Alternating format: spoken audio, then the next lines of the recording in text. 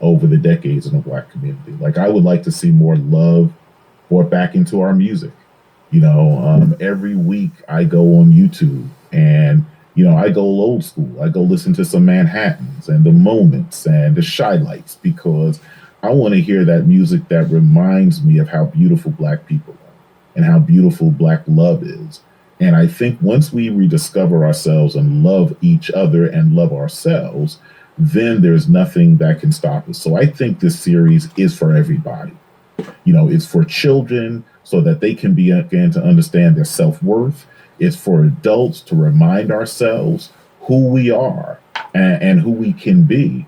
And yes, we should have more family viewing time together as we used to. I'm old enough to remember when you didn't see Black people on TV. So when a Black person was coming on TV, all Black families were watching. It was like news that spread through the neighborhood. Like, I'll never forget the first time the Jackson Five were on TV, like word of mouth.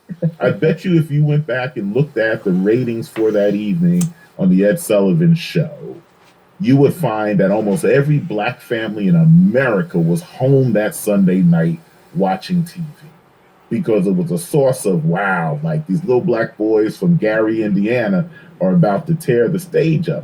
But it brought families together.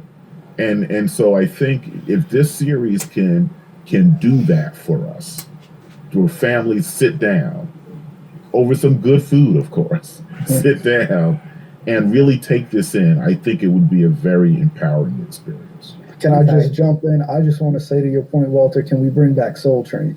Look,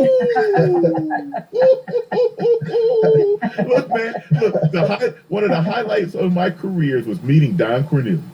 When I met Don Cornelius, I was like, dude, you don't know. Every Saturday morning in my house, like the furniture was cleared and we were coming down the Soul Train line. So yes, let's bring back Soul Train. This is how you learned all your steps.